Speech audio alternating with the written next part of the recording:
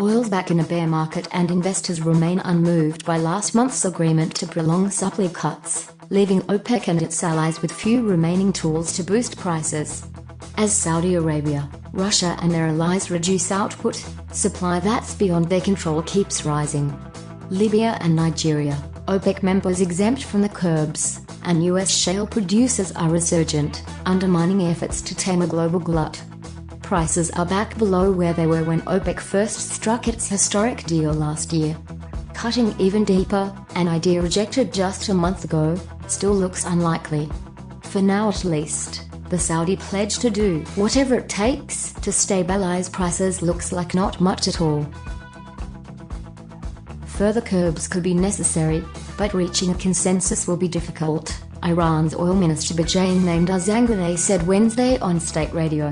A committee meeting in Vienna this week gave only cursory attention to the possibility of deepening the existing cuts, according to delegates familiar with the matter, focusing instead on the problem of rising output in Libya and Nigeria. Russia has indicated on several occasions that it's opposed to any additional reductions, said one delegate. Deepening the cuts is one good option for OPEC's immediate difficulties, but would create longer-term problems. This will come at the expense of OPEC's market share. Do they want to lose share? Perhaps no, because many countries have invested in raising capacity recently. Nations that have made the production cuts already appear to be ceding ground as rival supplies grow.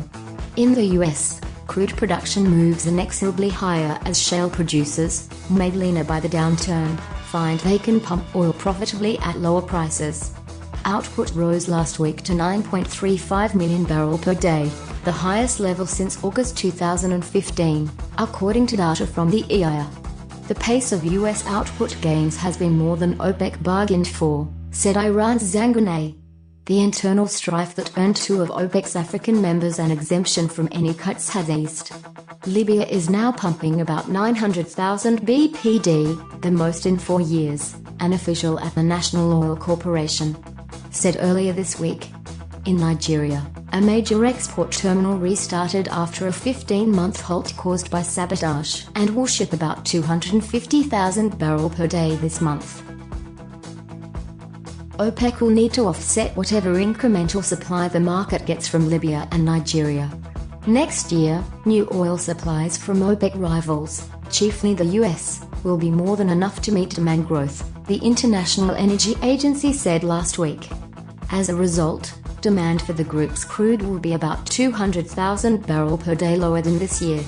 If producers chose to overlook these downsides and pursue deeper cuts, or the inclusion of Libya and Nigeria, it might not be easy.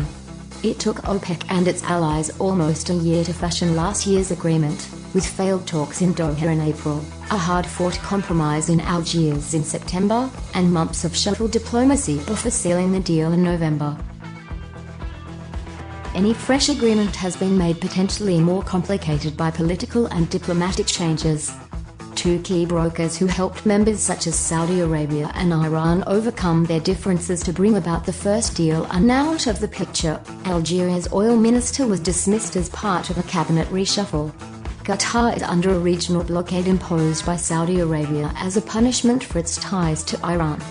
WTI was 4.6% lower on a week at $42.69 per barrel, the fifth consecutive weekly drop. The market is probably hoping OPEC will do more, but not expecting it, otherwise oil prices wouldn't be falling.